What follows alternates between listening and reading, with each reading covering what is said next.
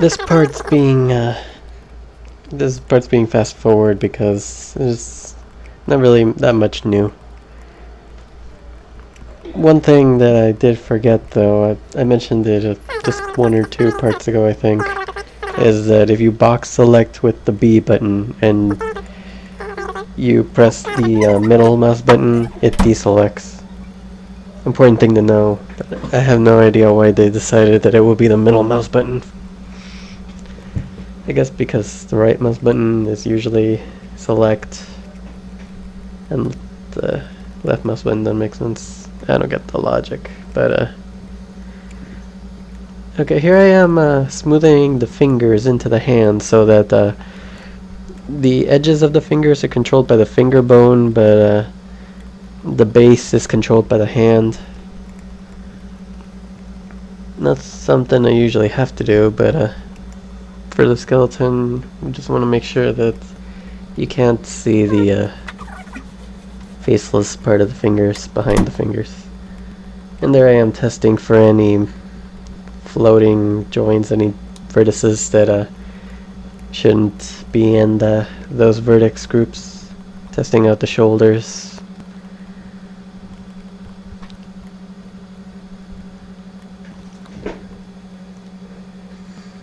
And here I am putting the pants vertices into the pants control so you can pull his pants down.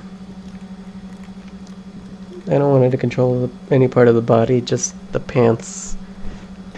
And of course I want it to be smooth, so I select that bottom part and then change the influence to like 50%, 0.5. That way it doesn't look so pointy. I use that same thing when later on when I'm putting the tail together.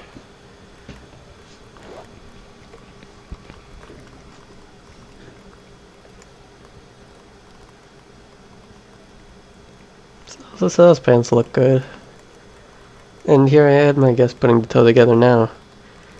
I go 0.75, then 0.5, then 0.25, then 0.1, smoothing it in. And the same for the other side. Of course, if you did it the easy way, this would probably be done for you. And it'd probably still look like this. But that doesn't look too natural, so I decided to add one more joint in the middle that lets you control exactly how the body of the tail is going.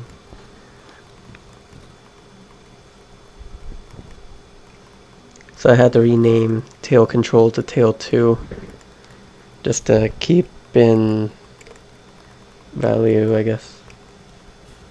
I should probably check the Allura model again though. I don't know if the edge of her tail is called tail control or tail 4 or tail 3, whatever it is.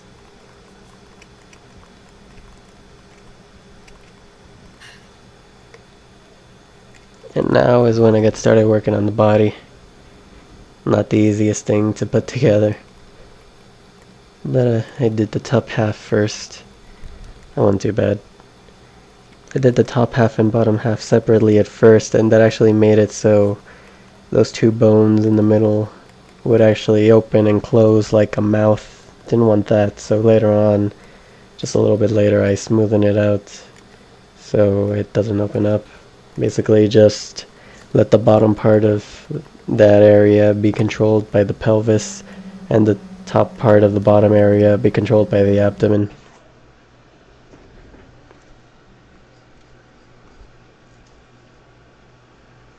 Not entirely though. Both the abdomen and bottom part had like full influence on both those parts.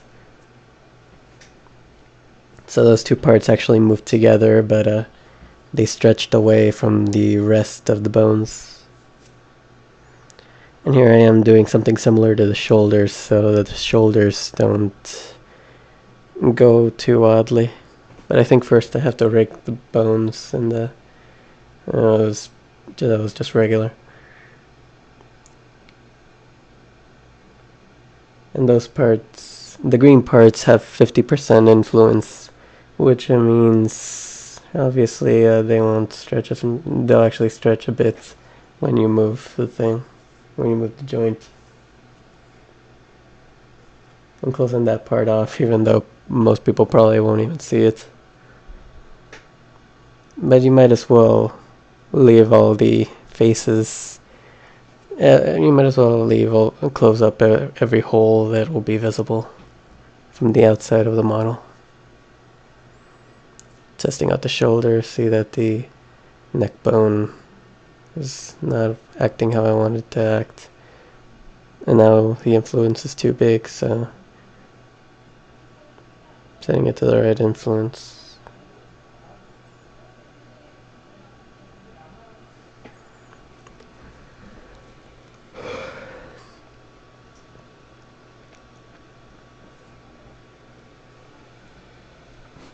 Hopefully you can't hear the Xbox in the background. Thing's loud as hell.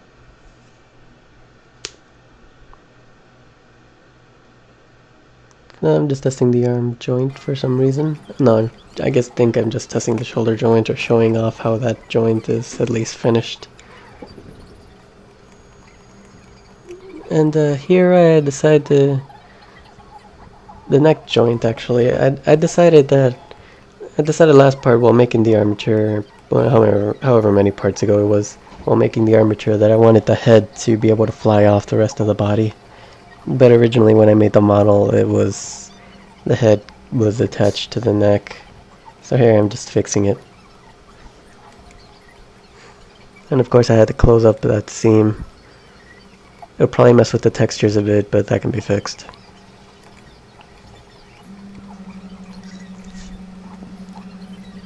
Probably have to show how to fix it. I probably won't have to, but I will anyway.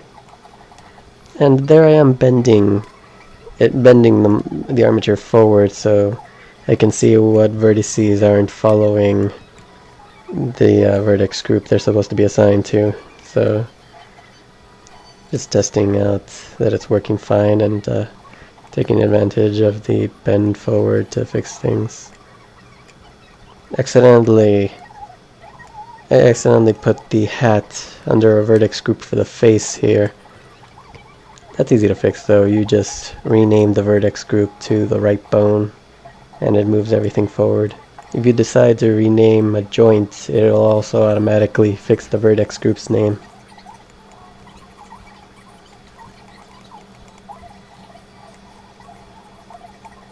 And here I am smoothing out the jaw, so when the jaw moves, a piece of it will stay behind with the head. Makes it a little more awkward when you're taking the jaw out, but not that much if it's just staying still, like vertically.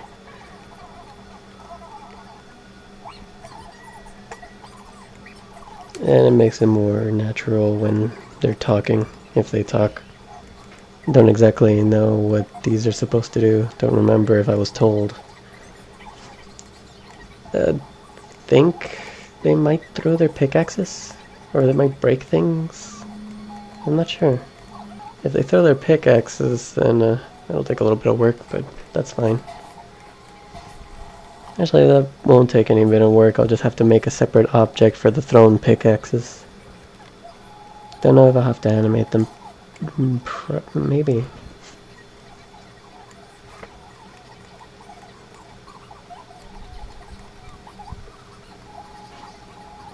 It's no real deal if I do.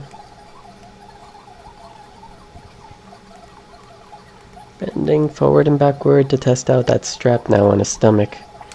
Try to get it as close as possible to make it so it doesn't phase through anything else. It doesn't seem possible, but there's really not many instances where he'll have to bend forward like that. So I figured close enough.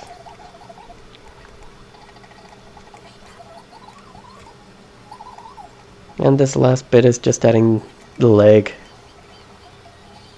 And actually did some experimenting with the foot. I messed up a bit. Basically had to change the axis of the foot control so that it matches the foot joint. That way I could get the foot control to control the foot joint right.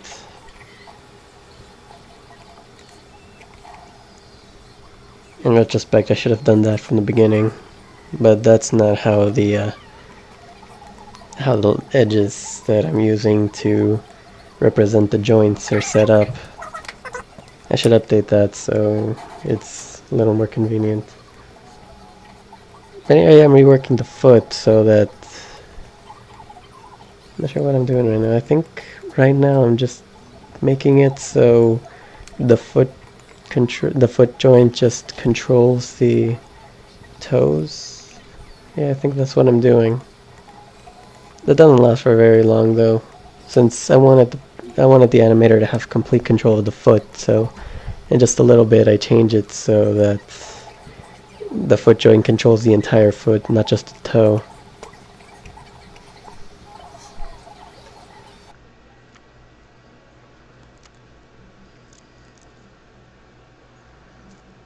Something I don't show off here is a method to have the toe joint move automatically when the character steps.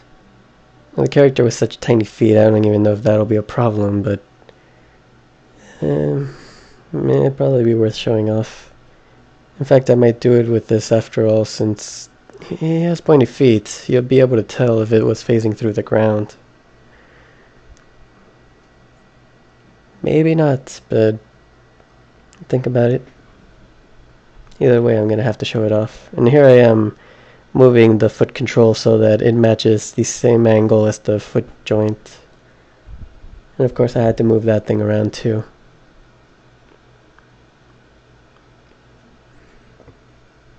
At first I had some trouble because I had face mode turned on. This happened to me before where I had face mode turned on and I was trying to move just an edge. You either have to go into edge mode or vertex mode to control at the edges. You can't control it from face mode. It's the second time that's happened to me. I was like, what the hell, is it locked or something? I can't control it. And here I am. Okay, this other stupid thing I do. I was gonna copy rotation and copy location on those hip joints so that they copy the pelvis joints, but that I decided that was just stupid. Instead, I just parented the hip joints to the pelvis joint. And of course I'm extending that front part a little bit.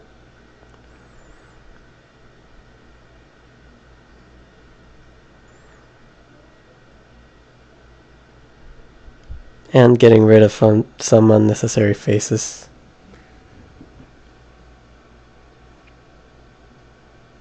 Testing it out and clearing the transformations. And that's the end.